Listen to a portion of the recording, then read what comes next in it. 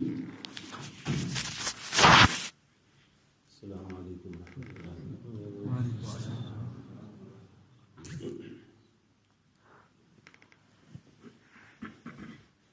الحمد للہ وکفیٰ وسلام علی عبادہ الذین اصطفیٰ، اما بعد فاعوذ باللہ من الشیطان الرجیم، بسم اللہ الرحمن الرحیم، بل تؤثرون الحیاة الدنیا والآخرة خیر وأبقى۔ قال النبی صلی اللہ علیہ وسلم، الدنیا سجن المؤمن وجنة الکافر، او کما قال علیہ الصلاة والتسلیم۔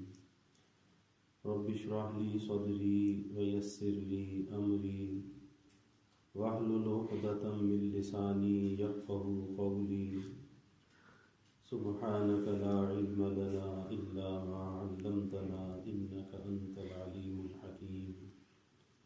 ان اللہ وملائکتہ یصلون علی النبی یا ایہا الذین آمنوا صلوا علیہ وسلموا تسلیما۔ اللہم صل علی محمد عبدک ورسولک وصل علی المؤمنین والمؤمنات والمسلمین والمسلمات، صدق اللہ العظیم وصدق رسولہ النبی الکریم، ونحن علی ذلک لمن الشاہدین والشاکرین، والحمد للہ رب العالمین۔ اللہ رب العزت کا بےحد کرم اور احسان ہے، اور اللہ تعالیٰ کی توفیقات شامل حال ہیں۔ اللہ تعالیٰ نے آپ حضرات کے قدموں میں حاضری کا ایک موقع اور عطا فرمایا۔ اللہ تعالیٰ ہم سب کے اس مل بیٹھنے کو قبول فرمایا، اور اسے اللہ اپنی رضا کا اور ہم سب کی اصلاح کا ذریعہ بنایا۔ اس دنیا کی زندگی میں ہم دیکھتے ہیں کہ انسان خوب سے خوب تر کی تلاش میں ہوتا ہے، بہتر سے بہتر چیز کی تلاش میں ہوتا ہے۔ اس کی پسند کا جو معیار ہے وہ کسی ایک مقام پر ٹھہرتا نہیں ہے، بلکہ ہر دن کے ساتھ، ہر گزرتے لمحے کے ساتھ اس کی سوچ اور فکر کا جو انداز ہے، زاویہ ہے، وہ بدلتا رہتا ہے۔ جب بچپن کا زمانہ تھا تو کچھ اور چیزوں کو پسند کرتا تھا، پھر نوجوانی کی عمر میں آیا تو کچھ اور چیزوں کو پسند کرتا تھا، پھر جب کچھ اور شعور بڑھا، جوانی کی دہلیز پر پہنچا تو پھر اس کی سوچ اور فکر کا انداز کچھ اور ہو گیا، اور پھر جوانی سے نکل کر بڑھاپے کی دہلیز پر آیا تو سوچنے کا انداز کچھ اور ہو گیا۔ لیکن دیکھا یہ جاتا ہے کہ ہماری سوچ کا جو مرکز اور محور ہوتا ہے وہ دنیا کی آسائش، دنیا کا مال و اسباب، اور دنیا میں ایک دوسرے سے آگے بڑھنے کی فکر، بس سوچ کا مرکز اور محور یہاں تک محدود ہوتا ہے۔ اور اس کا ایک سبب ہے، اس کا سبب یہ ہے کہ ہم دنیا کی زندگی میں اپنی نعمتوں کا اور دوسروں کی نعمتوں کا موازنہ کرتے ہیں۔ اپنے آپ کو بھی دیکھتے ہیں، پھر اپنے کسی پڑوسی کو دیکھتے ہیں، اپنے کسی رشتہ دار کو دیکھتے ہیں، اپنے کسی دوست کو دیکھتے ہیں، اور جب کوئی دوسرا ہمیں نعمتوں میں، آسائشوں میں، راحتوں میں اپنے سے زیادہ نظر آتا ہے تو ہمارے دل کے اندر اپنی نعمتوں کی ناقدری آتی ہے کہ ہمارے پاس تو کچھ بھی نہیں، فلاں کے پاس اتنا بڑا مکان ہے، اتنی بڑی سواری ہے، اتنی بڑی تجارت ہے، تو اپنی نعمتوں کی ناقدری آتی ہے۔ اور وہ ناقدری کس وجہ سے آتی ہے؟ اس موازنے کی وجہ سے آتی ہے۔ پھر اس سے جب آگے انسان بڑھتا ہے تو اپنے لیے کچھ چیزوں کو تجویز کرنے لگتا ہے کہ جی میرا بھی ایسا کاروبار ہو، میری بھی ایسی تجارت ہو، ایسا مکان ہو، ایسی گاڑی ہو۔ اور ظاہر ہے کہ انسان کی تجویز پر اسے کچھ ملا نہیں کرتا، اور جہاں انسان کی تجویز آتی ہے تو وہ تجویز سوائے اس کے کہ پریشانیوں کو لائے، اس کی راحت کو لے جائے، اس کے علاوہ اس کا کوئی فائدہ نہیں ہوا کرتا. کیونکہ انسان کو اپنی نعمتوں کے اندر اگر وہ سوچے اور غور کرے تو اسے جو اللہ نے عطا کیا ہے اس کے حسب حال ہے اور اس کے لیے وہ بہت بہتر ہے. اور اگر کچھ چاہیے، نعمتوں میں افزونی چاہتا ہے، بہتری چاہتا ہے، آگے بڑھنا چاہتا ہے، تو اس کا یہ معیار نہیں ہے کہ انسانوں کو دیکھے، انسانوں پر اپنی توانائیوں کو خرچ کرے، بلکہ قطع نظر ہر ایک سے اللہ سے مانگے، اللہ سے اپنے تعلق کو جوڑے، اور پھر اس کے بعد مل جائے تو جب بھی راضی رہے اور نہ ملے تو جب بھی راضی رہے. کیونکہ زندگی ہمیشہ قناعت کے ساتھ، توکل کے ساتھ، راحت سے گزرتی ہے. اور جہاں انسان کی اپنی تجویز آ جاتی ہے کہ ایسا ہونا چاہیے اور ایسا ہو نہیں سکتا، تو پھر زندگی پریشانیوں کے ساتھ گزرتی ہے.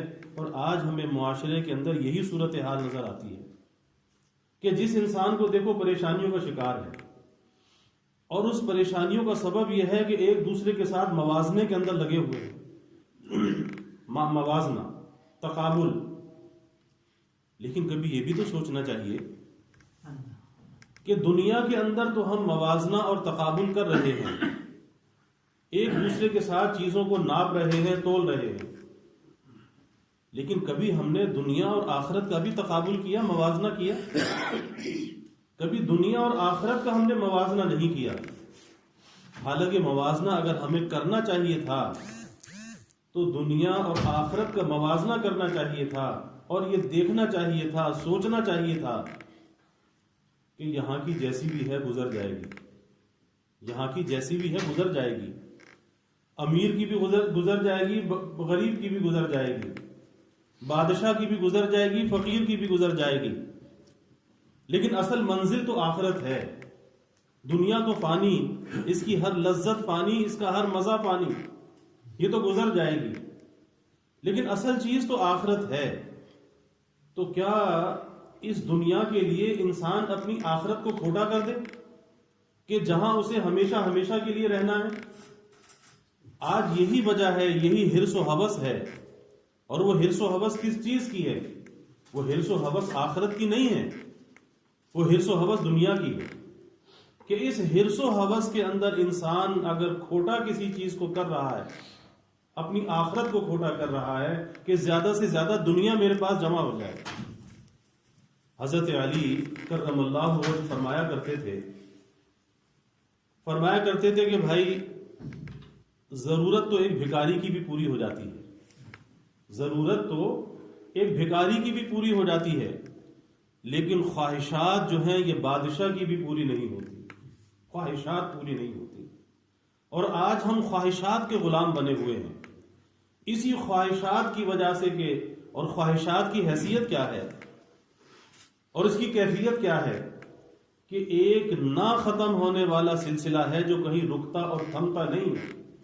ہر ایک خواہش ایک نئی خواہش پر ختم ہوتی ہے، اور ہر خواہش کے بعد ایک نئی خواہش جنم لیتی ہے. اور ایک نہ ختم ہونے والا سلسلہ ہے کہ انسان تو ختم ہو جاتا ہے، قبر کے گڑھے میں چلا جاتا ہے، لیکن اس کی خواہشات پھر بھی باقی رہتی ہیں، پھر بھی باقی رہتی ہیں. ہزاروں خواہشیں ایسی کہ ہر خواہش پہ دم نکلے، اور بہت نکلے میرے ارماں مگر پھر بھی کم نکلے. کہ کتنی خواہشات جس کا سلسلہ کبھی رکتا نہیں، تھمتا نہیں، لیکن زندگی ختم ہو جاتی ہے اور خواہشات ختم نہیں ہوتی. تو اس کا علاج کیا ہے؟ اس کا علاج خواہشات کے پیچھے بھاگنا نہیں ہے. اس کا علاج تو آسان سا ہے کہ اللہ نے جو کچھ انسان کو دیا ہے اللہ کی رضا میں راضی رہے، قناعت کو اختیار کرے. اور قانع جو ہوتا ہے، قناعت کرنے والا، ہمیشہ اس کی زندگی بڑی راحت اور سکون کے ساتھ گزرتی ہے. حرص اگر انسان کے اندر ہو، حرص ایک مذموم ہے، ایک محمود ہے.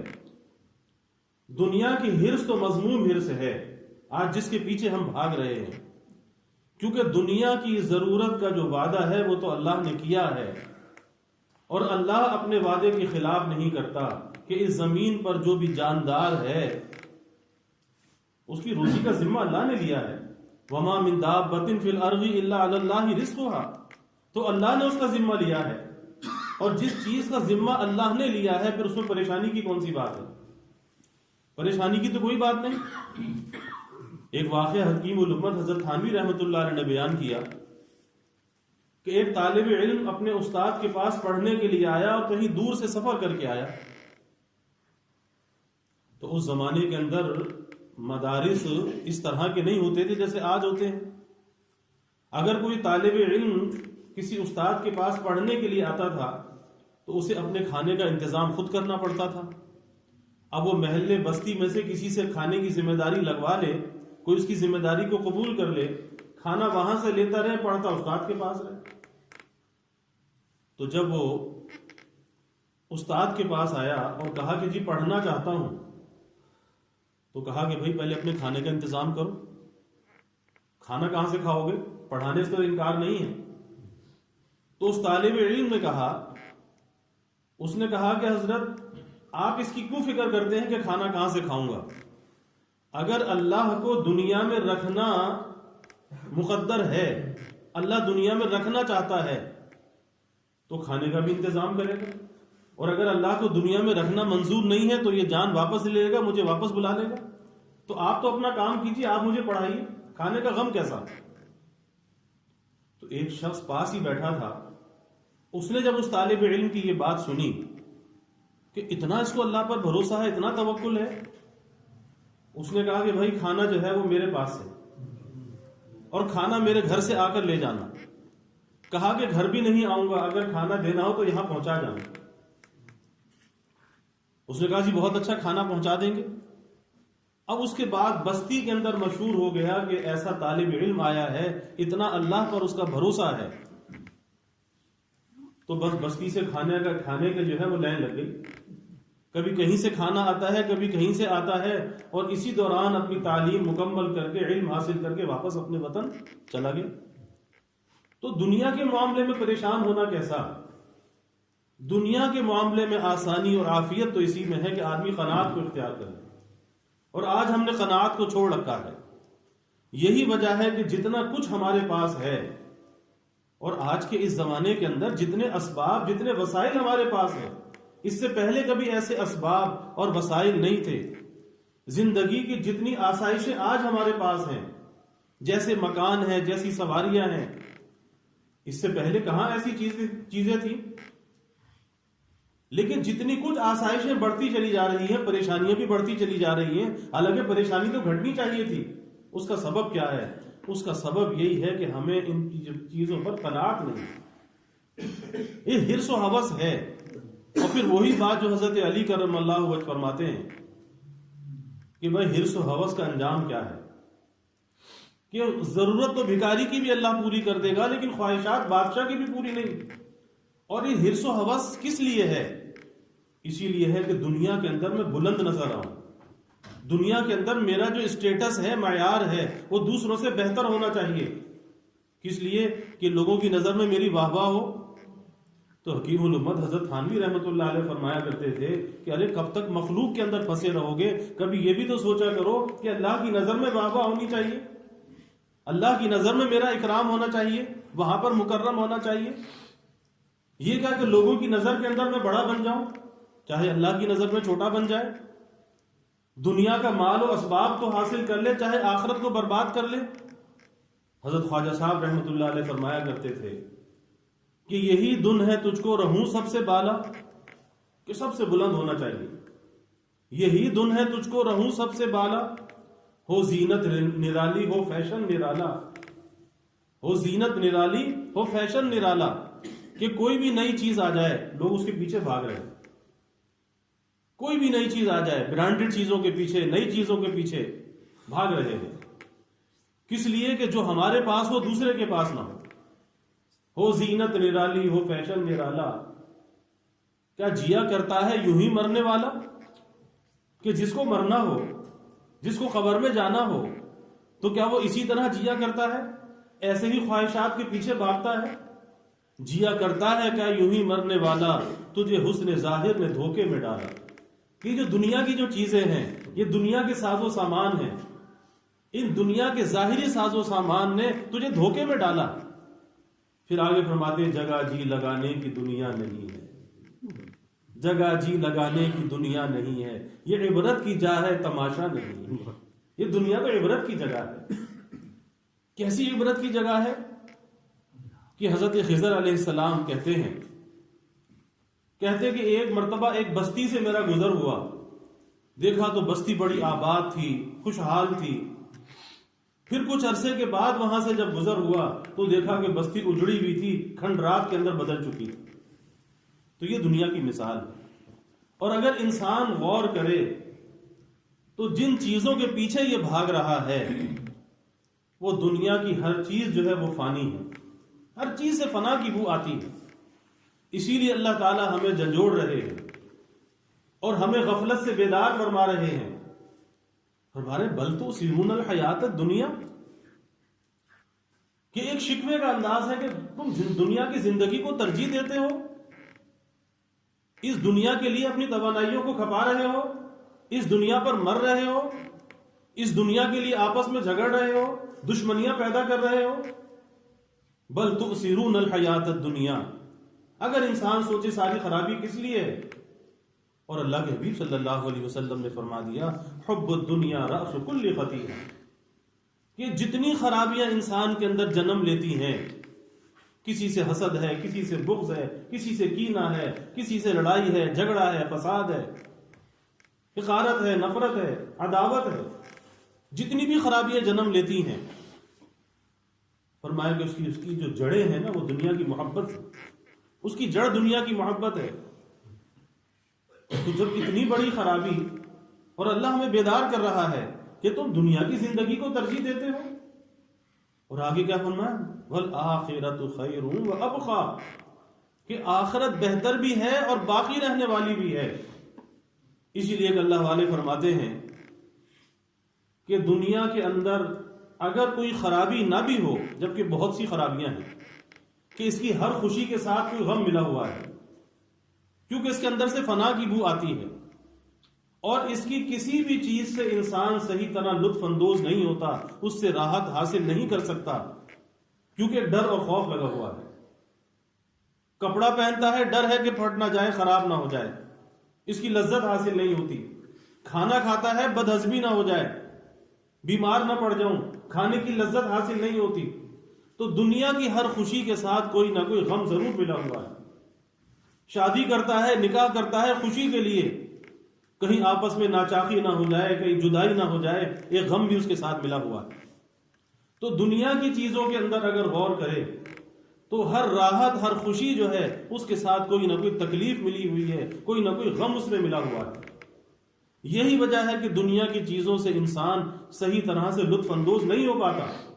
یہ غم بھی شامل ہے، اور سب سے بڑا غم تو یہ ہے کہ کتنا مال و اسباب جمع کر لے، کتنی بلڈنگیں بنا لے، جائیداد بنا لے، لیکن غم تو یہ ہے کہ چھوڑ کے جانا ہے.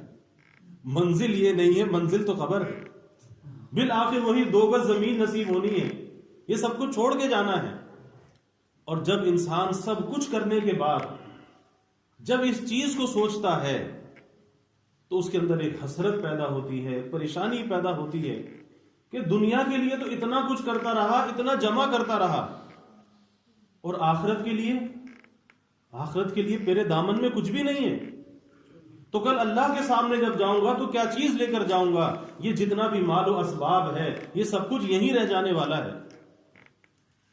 امام غزالی رحمۃ اللہ علیہ نے ایک واقعہ احیاء العلوم کے اندر لکھا ہے کہ حضرت شفیق بلخی رحمۃ اللہ علیہ بڑے اللہ والے گزرے ہیں. تو حضرت حاتم رحمۃ اللہ علیہ ان کے پاس پڑھتے تھے، ان کے شاگرد تھے. ایک مرتبہ استاد نے شاگرد سے پوچھا کہ بھئی یہ تو بتاؤ کہ میرے پاس تمہیں پڑھتے ہوئے کتنا عرصہ گزر گیا؟ کہا جی 32 سال گزر گئے. 32 سال. پوچھا کہ اس 32 سال میں تم نے کیا حاصل کیا، کیا پڑھا، ذرا اس کی تفصیل تو بتاؤ.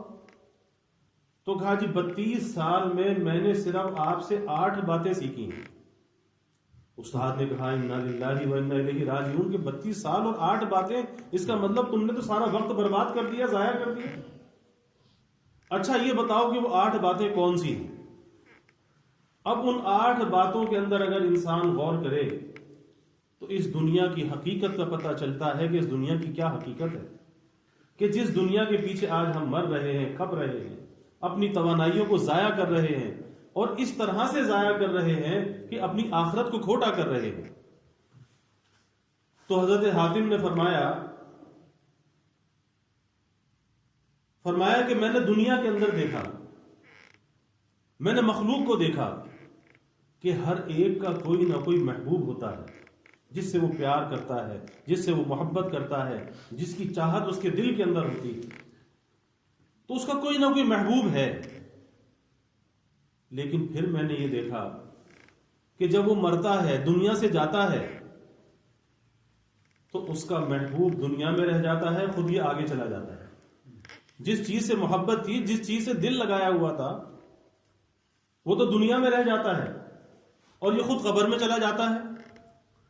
تو جب میں نے اس چیز کو دیکھا تو فرمایا کہ میں نے نیکی کے ساتھ محبت کر لی، نیکی کے ساتھ دوستی لگا لی، کہ جب میں قبر میں جاؤں، نیکی کو محبوب کر لیا کہ جب میں قبر میں جاؤں تو میرا یہ محبوب بھی میرے ساتھ قبر میں جائے، یہ دنیا میں نہ رہ جائے، تو میں نے نیکی کو اپنا محبوب بنا لیا، اور حقیقت یہی ہے۔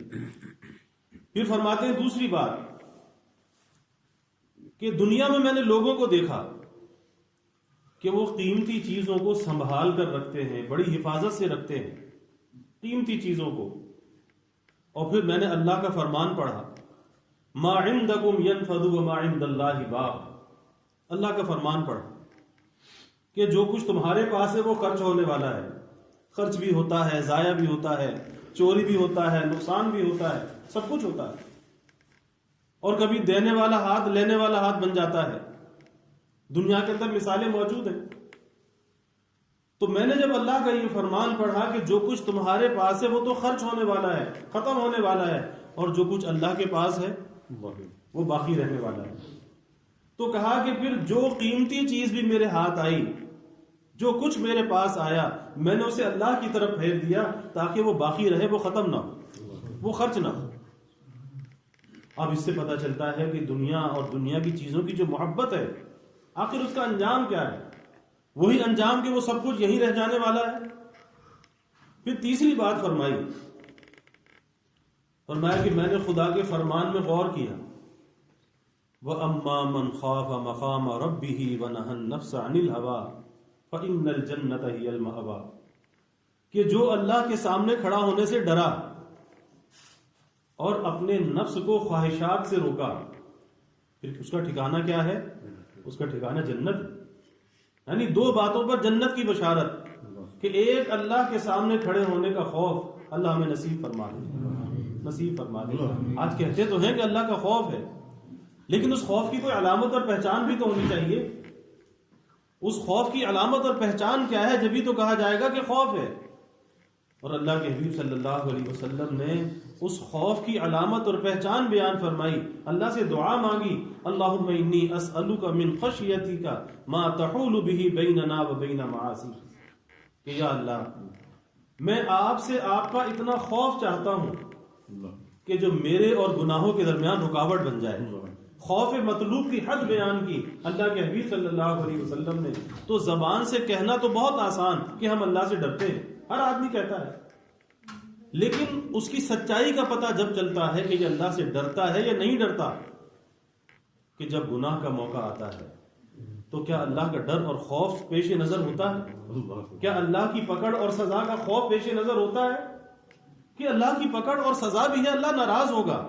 اور حکیم الامت حضرت تھانوی رحمۃ اللہ علیہ ایک بات فرمایا کرتے تھے کہ گناہ پر اگر پکڑ اور سزا نہ بھی ہوتی تو جب بھی گناہ کرنے کا کام نہیں تھا، اس لیے کہ مالک ناراض تو ہوتا ہے، اور اب تو پکڑ اور سزا کا بھی اندیشہ ہے، تو یہ کیسا ڈر ہے، کیسا خوف ہے؟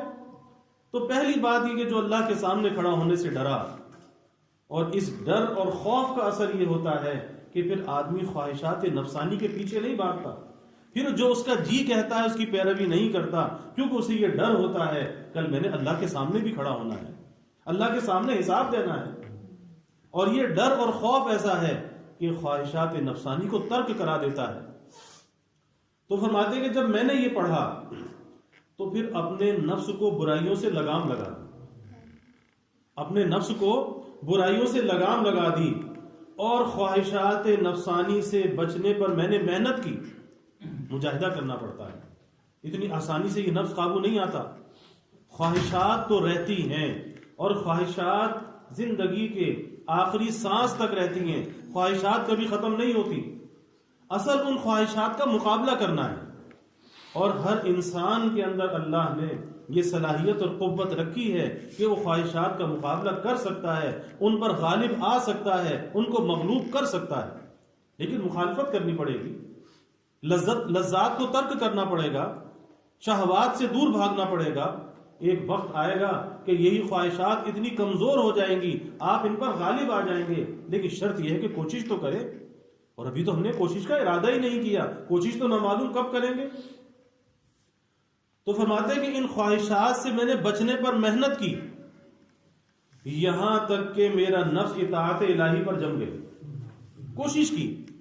اور جو کوشش کرتا ہے، اللہ کا وعدہ ہے وَمَنْ أَرَادَ الْآخِرَةَ وَسَعَى لَهَا سَعْيَهَا وَهُوَ مُؤْمِنٌ فَأُولَٰئِكَ كَانَ سَعْيُهُمْ مَشْكُورًا، کہ دنیا کے بارے میں تو اللہ کا وعدہ نہیں ہے کہ جو چاہو گے مل جائے گا، لیکن آخرت کے لیے جب انسان کوشش کرتا ہے، وہ اللہ ایسا کریم ہے کہ ہماری اس ناقص سی کوشش کو، کہ جو اس کے شایان شان بھی نہیں ہوتی، ٹوٹی پوٹی سی کوشش ہوتی ہے، اللہ اس پر بھی اپنا فضل فرما دیتا ہے۔ اللہ کہتا ہے اس کوشش کو ضرور کامیاب کرتا ہوں۔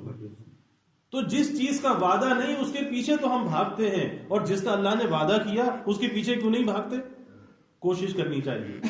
اور کوشش کرنے والا جب کوشش کرتا ہے کس کام میں؟ اللہ کو راضی کرنے میں، تو پھر اس راستے کے اندر وہ تنہا نہیں ہوتا، اس راستے میں اللہ کی مدد اس کے ساتھ ہوتی ہے، اور اللہ اس سے بچاتا ہے، اللہ اس سے نیکی کراتا ہے، اللہ کی مدد قدم قدم پر اس کے ساتھ ہوتی ہے، اس کے دامن گیر ہوتی ہے۔ تو ہمیں اللہ کی مدد کو حاصل کرنا چاہیے، اور اس کے راستے میں کوشش کرنی چاہیے۔ ارے جیسی بھی کر سکتا ہے، آج ایک گناہ کی مخالفت کر، کل دوسرے گناہ کی مخالفت کر، ایک ایک کر کے سارے گناہ چھوٹتے چلے جائیں گے۔ اور آسان سی بات ہے کہ اگر آدمی 2 کام کر لے، حضرت ڈاکٹر عبدالحی صاحب عارفی نبر اللہ مرقدہ، حکیم الامت حضرت تھانوی رحمۃ اللہ علیہ کے اجل خلفاء میں سے تھے، فرمایا کرتے تھے کہ گناہ کے تقاضے تو پیدا ہوں گے، یہ نہیں کہ گناہ کے تقاضے ختم ہو جائیں۔ فرمایا کہ 2 کام کر لو، ایک تو یہ کر لو کہ فوراً جب گناہ کا تقاضا پیدا ہو اللہ سے مدد مانگو کہ یا اللہ میں نہیں بچ سکتا، میں کمزور ہوں، یا اللہ تو میری مدد فرما، یا اللہ تو میری مدد فرما۔ اور دوسرے یہ مراقبہ کرو کہ میرا اللہ میرے ساتھ ہے، میرا اللہ دیکھ رہا ہے۔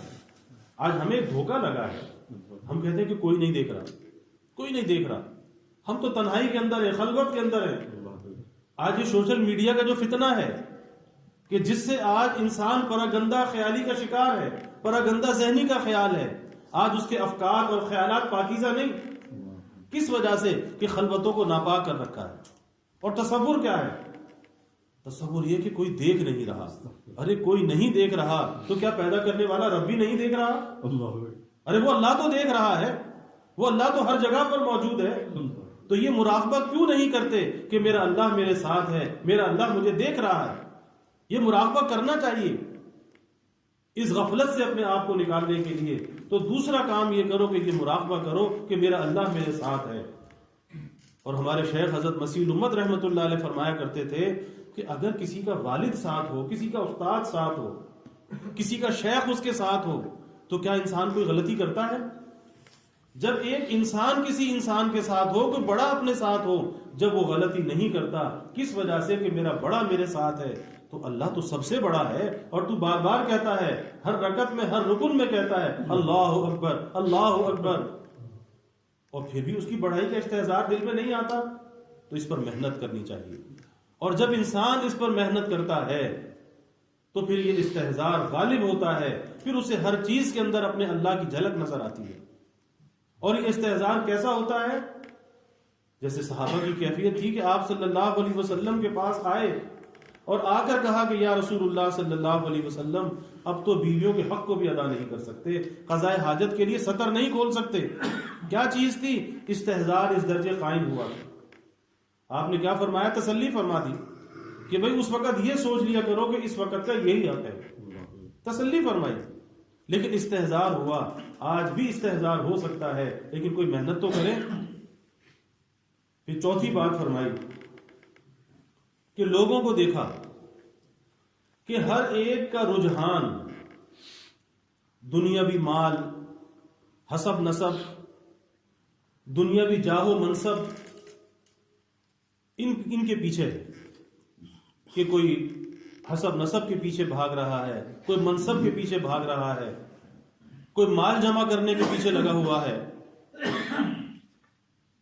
اور جب میں نے ان چیزوں کے اندر غور کیا کہ یہ مال، یہ اسباب، یہ حسب نسب، یہ منصب، ان چیزوں کے اندر غور کیا تو مجھے یہ چیزیں بہت ہی ہیچ دکھائی دی، بہت ہی گری ہوئی پست دکھائی دی۔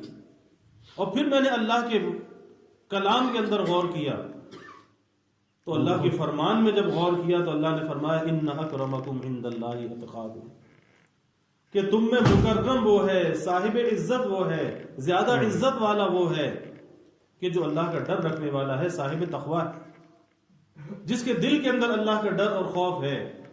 اور اس ڈر اور خوف کی علامت یہ ہے کہ وہ نیکی بھی کرتا ہے، گناہ سے بھی بچتا ہے، اپنے مالک اور خالق کی حکم عدولی نہیں کرتا۔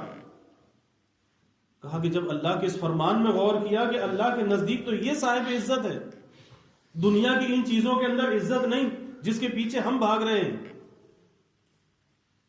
تو پھر میں نے اس پرہیزگاری کو اختیار کر لیا، اس تقوی کو اختیار کر لیا، تاکہ مخلوق کی نظر میں چاہے جیسا بھی ہوں لیکن اپنے رب کی نظر میں صاحب تکریم ہوں، اس کی نظر میں مکرم بن جاؤں۔ اور اصل یہی ہے، آج ہم یہ تو دیکھتے ہیں کہ لوگوں کی نظر میں کیسے ہیں۔ ارے بھائی، لوگوں کی نظر میں جیسے بھی ہو، کوشش یہ کرو کہ اللہ کی نظر میں کیسے ہیں۔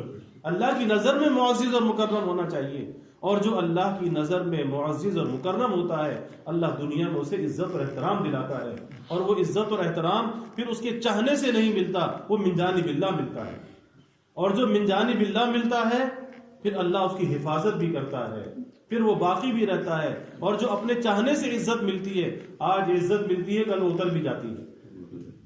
پھر پانچویں بات فرمائی، کہا کہ لوگوں کو دیکھا کہ آپس میں گمان بد رکھتے ہیں، بدگمانیوں کا شکار ہے۔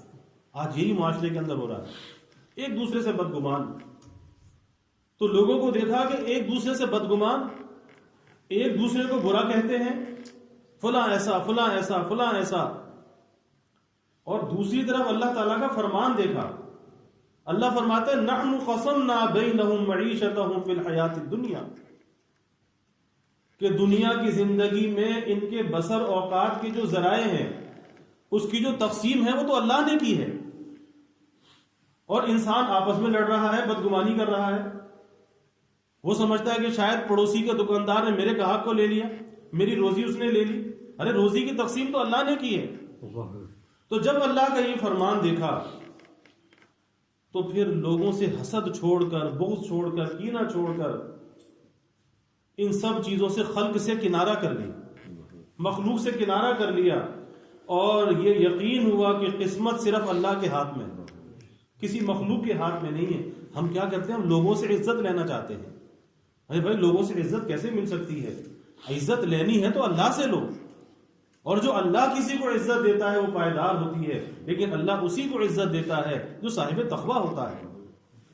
لوگوں کی دی ہوئی عزت پائیدار نہیں ہوتی۔ ایک آدمی تعریف کرتا ہے، دوسرا برائی بھی کر دیتا ہے، تو پائیدار کہاں سے ہوگی؟ اور پھر مخلوق سے کبھی توقع لگانی بھی نہیں چاہیے، کبھی نہیں لگانی چاہیے، اور اپنے بارے میں کبھی یہ سوچنا بھی نہیں چاہیے کہ کوئی میری تعریف کرے، کوئی مجھے سلام کرے، کوئی مجھے عزت اور احترام دے۔ کبھی اپنے بارے میں اس کی توقع نہیں لگانی چاہیے۔ اگر کوئی کر دے تو ٹھیک ہے، نہ کرے تو کوئی غم کی بات بھی نہیں۔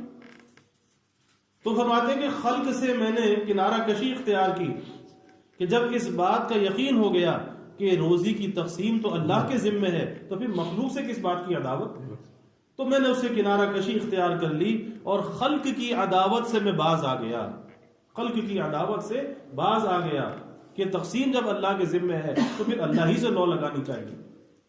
اور پھر چھٹی بات فرمائی کہ لوگوں کو دیکھا کہ ایک دوسرے سے سرکشی اور کشت و خون کرتے ہیں. آج دنیا میں یہی ہو رہا ہے کہ مسلمان کے پیچھے لگا ہوا ہے, بھائی بھائی کے پیچھے لگا ہوا ہے. اور پھر اللہ تعالیٰ کی طرف رجوع کیا, اللہ کا فرمان دیکھا. اللہ کیا کہتا ہے؟ ان الشیطان لکم عدو فاتخذوہ عدوا. تو اللہ یہ کہتا ہے کہ یہ شیطان تمہارا دشمن ہے تو تم بھی اسے دشمن سمجھو. اور ہم بجائے اس کے کہ شیطان کو دشمن سمجھتے, ہم شیطان کو دشمن سمجھنے کی بجائے ہم لوگوں کو دشمن سمجھنے لگے, اور شیطان سے دشمنی کرنے کے بجائے لوگوں سے دشمنیاں کرنے لگے, اللہ کی مخلوق سے دشمنی کرنے لگے. تو جب اللہ کا یہ ارشاد دیکھا کہ اصل دشمن جو ہے وہ شیطان ہے, تو بس میں نے اسے اپنا دشمن بنا لیا, اس کو دشمن سمجھ لیا. اور جب اس کو دشمن سمجھ لیا تو پھر یہی کوشش کی کہ اس کے شر سے میں بچتا رہوں, یعنی لوگوں سے بے نیاز ہو گیا, شیطان کو اپنا دشمن سمجھا اور اس کے شر سے بچنے کی کوشش کی. اور پھر ساتویں بات فرمائی کہ لوگوں کو دیکھا کہ ایک روٹی کے ٹکڑے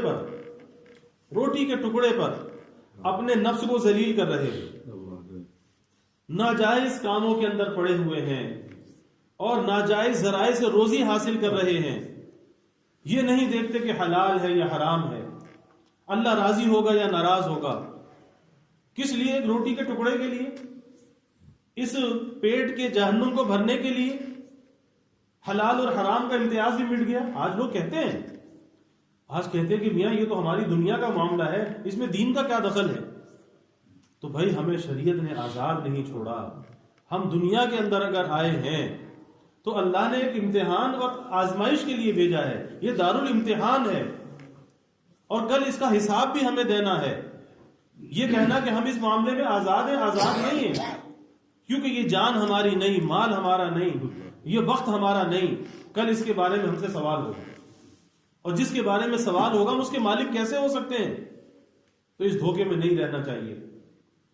تو ایک روٹی کے ٹکڑے کے لیے فرمایا کہ ایک دوسرے سے بدگمان ہو رہے ہیں, اپنے نفس کو ذلیل کر رہے ہیں. کوئی جھوٹ بول کے روزی حاصل کرتا ہے, اور بعض لوگ کہتے ہیں کہ جی بغیر جھوٹ کے تو آج کام ہی نہیں چلتا. ارے بھائی بغیر جھوٹ کے اگر کام, سچائی اگر ختم ہو جائے, دنیا میں سچائی نہ رہے تو اس دنیا کا مقصد ختم ہو جائے گا. اس زمین پر کوئی اللہ اللہ کرنے والا نہ رہے, دنیا کا مقصد ختم ہو جائے گا. جب تک سچائی ہے, اللہ کا نام موجود ہے, یہ دنیا بھی باقی ہے, ورنہ یہ دنیا ختم کر دی جائے گی. تو یہ سوچنا کہ آج سچ کہاں ہے اور بغیر جھوٹ کے کام نہیں چلتا, تو یہ عقیدے کا فساد ہے. اس کو صحیح کرنا چاہیے کہ بھائی سچائی کے ساتھ ہمیشہ اللہ کی مدد ہوتی ہے اور جھوٹ کے ساتھ کبھی اللہ کی مدد نہیں ہو سکتی. تو ایک روٹی کے ٹکڑے کے لیے اپنے نفس کو ذلیل کر رہے ہیں, اور فرماتے ہیں کہ جب میں نے اللہ کے قرآن کی طرف رجوع کیا تو اللہ کہتا ہے وَمَا مِن دَابَّةٍ فِي الْأَرْضِ إِلَّا عَلَى اللَّهِ رِزْقُهَا, کہ زمین پر جو بھی جاندار ہے, اللہ کہتا ہے کہ اس کے رزق کا ذمہ تو وہ میرے ذمہ ہے, میں اس کا ذمہ دار ہوں. تو فرماتے ہیں کہ پھر میں ان باتوں میں مشغول ہو گیا کہ جب میرے رزق کا ذمہ اللہ کے پاس ہے, اللہ کے ذمہ ہے, تو پھر میں ان کاموں کے اندر لگ گیا کہ جو میرے ذمہ میرے اللہ کا حق ہے. کہ اللہ جب اپنے حق کو ادا کر رہا ہے, اللہ ہمیں رزق دے رہا ہے, تو پھر ہمیں وہ کام کرنا چاہیے جو ہمارے ذمہ ہے کہ ہم اپنے اللہ کے حق کو ادا کریں. تو پھر میں اللہ کے حق کی ادائیگی کے اندر لگ گیا اور اس غم سے بے فکر ہو گیا کہ کہاں سے روٹی کا ٹکڑا حاصل ہوگا اور کہاں سے پیٹ بھرے گا. پھر میں اس سے بے فکر ہو گیا. اور پھر آخری بات فرمائی کہ میں نے خلق کو دیکھا, لوگوں کو دیکھا کہ ہر ایک کسی عارضی چیز پر بھروسہ کرتا ہے, عارضی چیز پر, فانی چیز پر.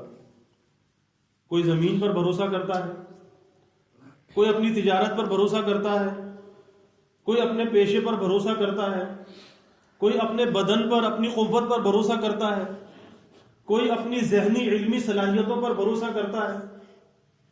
اب یہ ساری چیزیں جو ہیں یہ بھروسہ لوگ کرتے ہیں, کوئی کاروبار پہ, کوئی زمین پہ, کوئی جسم پر, طاقت پر, اپنی صلاحیت پر, ان چیزوں پر بھروسہ کر رہے ہیں.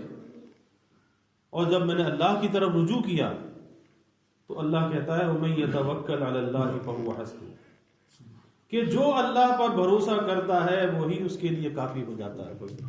جو اللہ پر بھروسہ کرتا ہے، پتہ یہ چلا کہ یہ چیزیں بھروسہ کرنے کی نہیں ہیں. یہ زمین، یہ مکان، یہ تجارت، یہ مال و اسباب، یہ جسمانی اور ذہنی صلاحیتیں یہ بھروسے کے قابل نہیں ہیں. بھروسہ اگر ہو تو اللہ پر ہو. کوشش انسان کو ضرور کرنی چاہیے. اس کا یہ مطلب نہیں کہ کوشش کرنا چھوڑ دے، دکان پہ جانا چھوڑ دے، دوا لینا چھوڑ دے. نہیں، کوشش تو کرنی چاہیے، لیکن کوشش کر کے بھروسہ یہ ہے کہ اس کا جو نتیجہ ہے وہ اللہ کو سونپ دینا چاہیے، اور جو کچھ اللہ کی طرف سے ملے پھر اس پہ راضی رہنا چاہیے. یہ اللہ پر بھروسہ ہے. یہ نہیں کہ ہاتھ پہ ہاتھ رکھ کے بیٹھ جائے کہ بس اس کے بعد اللہ کی طرف سے آ جائے گا. یہ بھروسہ نہیں ہے. بھروسہ یہ ہے کہ اسباب کو اختیار تو کرے لیکن اسباب کو مؤثر نہ سمجھے، کیونکہ مؤثر حقیقی اگر کوئی ذات ہے وہ اللہ رب العزت کی ذات ہے. دکان ہمیں رزق نہیں دیتی، اللہ دیتا ہے. دوا ہمیں شفا نہیں دیتی، اللہ دیتا ہے. شادی سے انسان کو اولاد نہیں ملتی، اللہ کے حکم سے ملتی ہے، لیکن اس کے ذرائع ہیں. نکاح اس کا ذریعہ ہے، دکان اس کا ذریعہ ہے، دوا شفا کا ذریعہ ہے. تو شریعت ہمیں اسباب کے اختیار کرنے سے منع نہیں کرتی، لیکن اسباب کو مؤثر نہیں سمجھنا چاہیے. مؤثر حقیقی اگر کوئی ذات ہے وہ اللہ رب العزت کی ذات ہے، اسی پر بھروسہ کرنا چاہیے. تو فرماتے ہیں کہ جب اللہ کا جب میں نے یہ ارشاد دیکھا وَمَن يَتَوَكَّلْ عَلَى اللَّهِ فَهُوَ حَسْبُهُ، کہ جو اللہ پر بھروسہ کرتا ہے اللہ اس کے لیے کافی ہو جاتا ہے. تو فرمایا کہ پھر میں نے اپنے خدا پر ہی توکل کیا کہ وہی مجھے کافی ہے. پھر کسی اور چیز پر کیا بھروسہ کروں کہ وہ سب چیزیں چھوٹ جانے والی ہیں، دنیا میں رہ جانے والی ہیں. اس لیے میں نے اپنے اللہ پر بھروسہ کیا. اب جب استاد نے یہ باتیں سنی تو کہا کہ اے میرے پیارے شاگرد، خدا تمہیں ان کی توفیق نصیب کرے. میں نے قرآن کے علوم کا مطالعہ کیا. استاد کہتے ہیں حضرت شفیق بلخی رحمۃ اللہ علیہ کہ میں نے قرآن کے علوم کا مطالعہ کیا تو ان سب کی اصل ان 8 باتوں کو پایا، ان 8 مسائل کو پایا. سارے قرآن کا جو خلاصہ ہے ان 8 باتوں کو میں نے پایا. گویا ان پر عمل کرنے والا، ان 8 باتوں پر عمل کرنے والا، حضرت شفیق بلخی رحمۃ اللہ علیہ فرماتے ہیں ایسا ہے جیسے 4 آسمانی کتابوں پر عمل کرنے والا. 4 آسمانی کتابوں پر. تو بھائی ہمیں سوچنا چاہیے. اللہ کے حبیب صلی اللہ علیہ وسلم فرماتے ہیں الدنیا سجن المؤمن و جنت الکافر. یہ دنیا تو مومن کی جیل خانہ ہے، مومن کے لیے قید کی جگہ ہے، اور کافر کی جنت ہے. اب کافر اس دنیا میں جو چاہے کرے، جو چاہے کرے، اس کی جنت ہے، لیکن انجام کیا ہے؟ اس کی یہ جنت بہت محدود سے وقت کے لیے ہے، اس کی یہ خوشی بہت محدود سے وقت کے لیے ہے. کتنا جیے گا؟ 50 سال، 60 سال، 100 سال. لیکن پھر اس کے بعد جب وہ یہاں سے جائے گا تو ہمیشہ کے لیے قید کر لیا جائے گا. اور ایمان والے بندے کی یہ دنیا قید خانہ ہے، اس کے لیے مثل جیل کے ہے. کس لیے؟ اس پر بہت سی پابندیاں لگی ہوئی ہیں.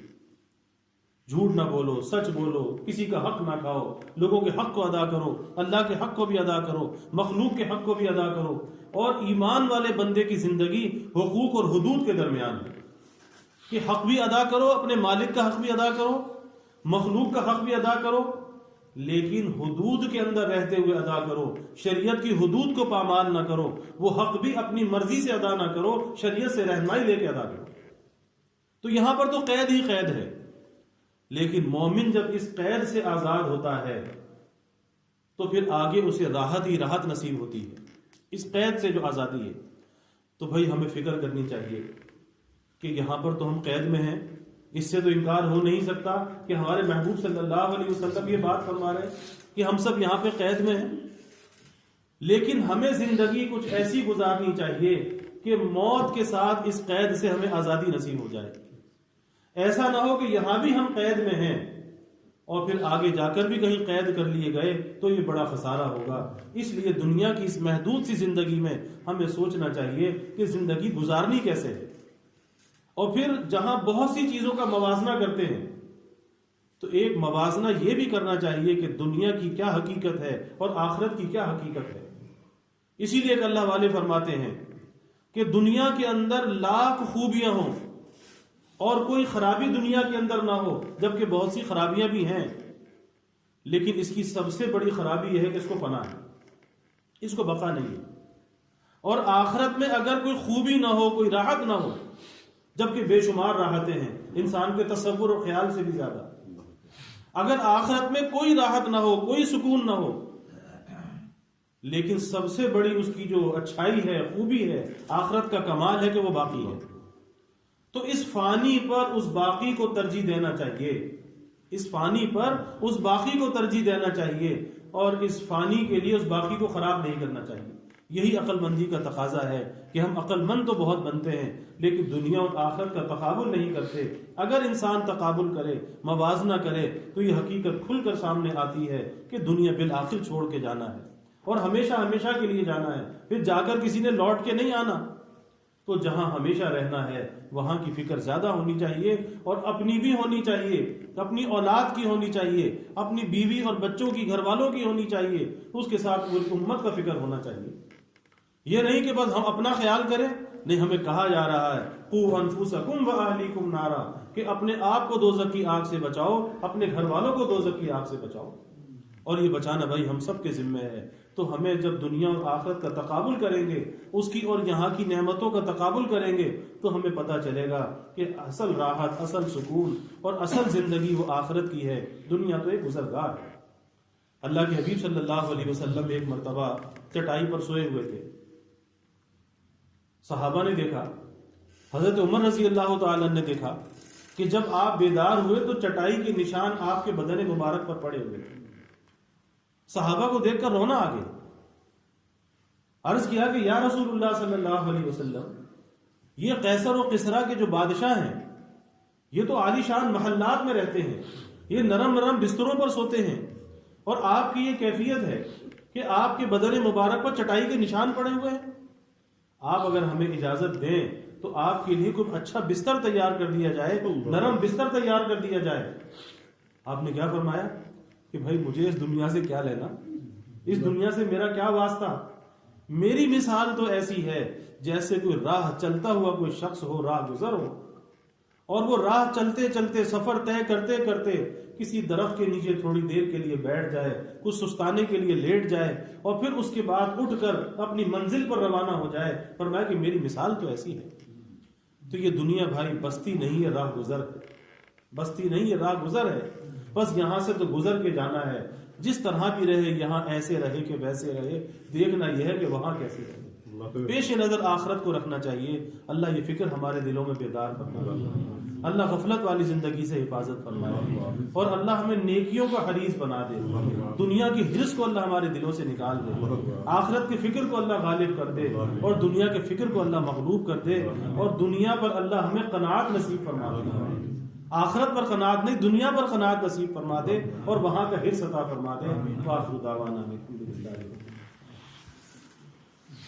الحمدللہ رب العالمین والعاقبۃ للمتقین والصلاة والسلام علی اشرف الانبیاء والمرسلین اللہم صل علی سیدنا و مولانا محمد وعلی آل سیدنا و مولانا محمد صلاة تنجینا بها من جمیع الاحوال والآفات وتحزیننا بها جمیع الحاجات وتطہرنا بها من جمیع السیئات وترفعنا بها عندك أعلى الدرجات وتبلغنا بها أقصى الغايات من جميع الخيرات في الحياة وبعد الممات إنك على كل شيء قدير اللهم رب الحل والحرم ورب المشعر الحرام ورب البيت الحرام ورب الركن والمقام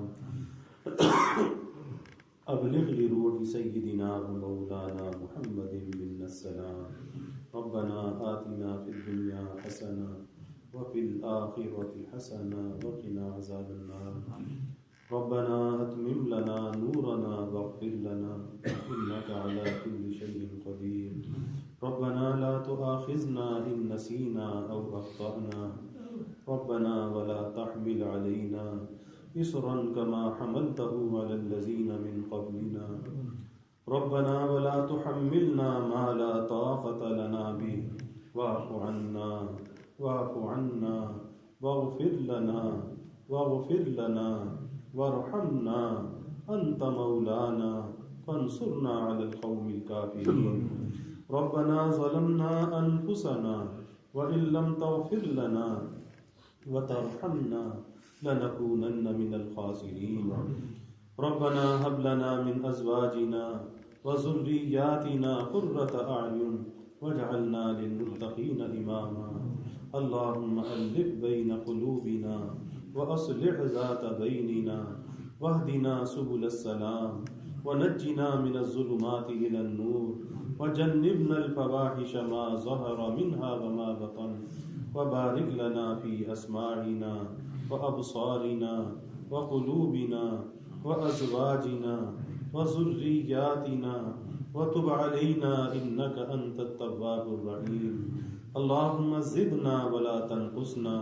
وأكرمنا ولا تهنا وأعطنا ولا تحرمنا وآثرنا ولا تؤثر علينا وأرغنا وارض عنا وأرغنا وارض عنا يا حي يا قيوم برحمتك نستغيث أصلح لنا شأننا كله ولا تكلنا إلى أنفسنا طرفة عين فاطر السماوات والأرض أنت ولينا في الدنيا والآخرة توفنا مسلما والحقنا بالصالحين توفنا مسلما والحقنا بالصالحين يا رب زدنا علما والحقنا بالصالحين یا اللہ یا رحمان یا رحیم یا کریم یا ارحم الراحمین یا اکرم الاکرمین یا اللہ ہمارے گناہوں کو معاف فرما خطایا سے درگزر فرما یا اللہ اپنی محبت معرفت عطا فرما اپنی رضا والی زندگی یا اللہ نصیب فرما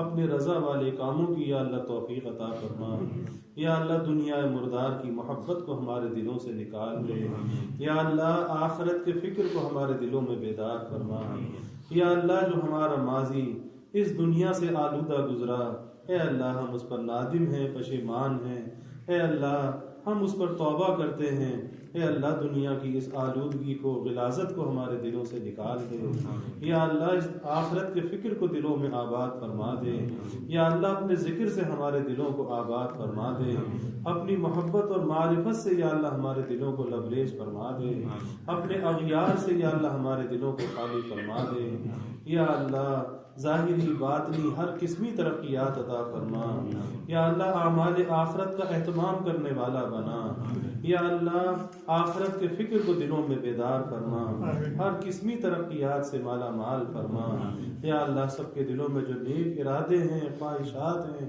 یا اللہ بعافیت اس کی تکمیل فرما ہر قسمی حاجات کو یا اللہ پورا فرما یا اللہ ہر قسمی مشکلات کو دور فرما ہر قسمی پریشانیوں کو دور فرما ہر قسمی بیماریوں سے یا اللہ حفاظت فرما ہر ناگہانی بلا اور مصیبت سے یا اللہ حفاظت فرما زمینی آسمانی آفات سے یا اللہ حفاظت فرما موذی امراض سے یا اللہ حفاظت فرما یا اللہ سب کے علم میں عمل میں رزق میں خوب خیر و برکت عطا فرما یا اللہ رزق آسان عطا فرما حلال عطا فرما برکت والا عطا فرما حلال پر قناعت نصیب فرما حرص و حوث سے یا اللہ ہماری حفاظت فرما یا اللہ رزق ظاہر بھی عطا فرما رزق باطن بھی عطا فرما اپنی محبت اور معرفت کا رزق عطا فرما یا اللہ اچھے اخلاق کا رزق عطا فرما برے اخلاق سے برے کردار سے بری گفتار سے یا اللہ حفاظت فرما یا اللہ کبھی مخلوق کا محتاج نہ بنا یا اللہ ہمیشہ اپنا محتاج بنا کے رکھنا اپنے در کا سائل اور بیکاری بنا کے رکھنا یا اللہ اپنے در کا منگتا اور سوالی بنا کے رکھنا یا اللہ اپنے غیر سے ہماری امیدوں کو قطع فرما اپنی ذات عالی کا یقین دلوں میں پیدا فرما اولاد کا محتاج نہ بنا فساق فجار کا دست نگر نہ بنا یا اللہ ایمان کی ترقی عطا فرما اعضاء کی سلامتی عطا فرما ہر محتاجی معذوری سے یا اللہ حفاظت فرما یا اللہ جو ہماری عمر بڑھتی جائے یا اللہ ہماری نعمتوں کو بڑھاتے جانا ہماری نیکیوں کو بڑھاتے جانا یا اللہ ہماری عافیت کو بڑھاتے جانا یا اللہ سب سے زیادہ ہمارے ایمان کو بڑھا دینا یا اللہ جب وقت آخر آئے وقت ملاقات آئے یا اللہ اپنی ملاقات کا شوق ہمیں عطا فرمانا موت کی رغبت ہمیں عطا فرمانا یا اللہ آخرت کی منزلوں کو آسان فرمانا، یا اللہ موت کی سختی سے ہماری حفاظت فرما، یا اللہ قبر کے عذاب سے، اندھیرے سے، تنگی سے یا اللہ ہماری حفاظت فرما، ہماری قبروں کو یا اللہ جنت کا باغ بنا، حسن ختام یا اللہ ہمیں نصیب فرما، میدان حشر کی ذلت و رسوائی سے بچا، اے اللہ وہاں کی ذلت و رسوائی سے بچا، جیسے یہاں یا اللہ ستاری فرمائی، پردہ پوشی فرمائی، اے اللہ وہاں بھی ہماری پردہ پوشی فرما، یا اللہ یہاں بھی رسوائی سے بچا، یا اللہ وہاں بھی رسوائی سے بچا، اپنے حبیب صلی اللہ علیہ وسلم کی شفاعت نصیب فرما، آپ کی شفاعت سے یا اللہ ہمیں جنت کا ٹھکانہ عطا فرما، اپنے حبیب کا قرب خاص عطا فرما، آپ کی تعلیمات پہ چلنے والا بنا، آپ کی غلامی میں جینے اور مرنے کی توفیق عطا فرما، یا اللہ سنت کی مخالفت سے ہماری حفاظت فرما، شریعت کی مخالفت سے ہماری حفاظت فرما، شریعت کی رہبری میں زندگی گزارنے والا بنا، بڑوں کا ادب کرنے والا بنا، علماء کا ادب کرنے والا بنا، چھوٹوں پر شفقت کرنے والا بنا، یا اللہ خلق خدا سے درگزر کرنے والا بنا، نیک صحبتوں کا اہتمام کرنے والا بنا، یا اللہ ہمارے گھروں کے ماحول کو جنت نشاں بنا، آپس میں جو نفرت ہے، عداوت ہے یا اللہ اسے دور فرما، اس کے اسباب کو بھی یا اللہ دور فرما، یا اللہ دلوں میں محبت اور الفت پیدا فرما، نفرت اور عداوت کو دور فرما، ادائے حقوق کی یا اللہ توفیق عطا فرما، حفظ حدود کی یا اللہ توفیق عطا فرما، یا اللہ ہندوستان کے، کشمیر کے مظلوم مسلمانوں کی مدد فرما، یا اللہ ان کی دستگیری فرما، ان کی حفاظت فرما، کفالت فرما، ان ظالموں کے ظلم سے نجات عطا فرما، ایسے ظالموں کو یا اللہ تباہ و برباد فرما، نشان عبرت بنا، یا اللہ ان کی مشکلات کو آسان فرما، یا اللہ دنیا میں جہاں کہیں بھی مسلمان آباد ہیں یا اللہ سب کے جان، مال، ایمان، عزت، آبرو کی حفاظت فرما، گھر بار کی حفاظت فرما، اولاد کی حفاظت فرما، یا اللہ ہمارے نوجوان بچے بچیوں کی حفاظت فرما، ہماری خواتین کی حفاظت فرما، ماحول کے شر سے بچا، بے حیائی کے فتنوں سے بچا، آزادی کے فتنوں سے بچا، یا اللہ سوشل میڈیا کی لعنت سے بچا، اس کی ظلمتوں سے بچا، یا اللہ سب کو با حیا بنا، با کردار بنا، با پردہ بنا، با گفتار بنا، یا اللہ شریعت کی تابعداری اور غلامی نصیب فرما، اس غلامی میں جینے اور مرنے کی توفیق عطا فرما، یا اللہ ہم نے جو مانگا وہ بھی عطا فرما، جو نہ مانگ سکے یا اللہ وہ بھی عطا فرما، ہمیشہ اپنے سے مانگنے والا بنا، ہمیشہ اپنے در کا سائل اور بھکاری بنا، یا اللہ اپنی خاص رحمتوں کا، برکتوں کا، نعمتوں کا، راحتوں کا نزول فرما، زحمتوں کو یا اللہ دور فرما، یا اللہ ہمیں دین دنیا آخرت کی ہر بھلائی عطا فرما، ہر شر سے حفاظت فرما، یا اللہ آپ کے خزانوں میں عافیت بہت بڑی دولت ہے، یا اللہ ہمیں دین میں، دنیا میں، آخرت میں عافیت عطا فرما، عافیت دائمہ عطا فرما، ربنا تقبل منا انك انت السميع العليم وتب علينا انك انت التواب الرحيم وجزى الله عنا محمدا صلى الله عليه وسلم ما هو اهله سبحان ربك رب العزة عما يصفون وسلام على المرسلين والحمد لله رب العالمين آمين آمين برحمتك يا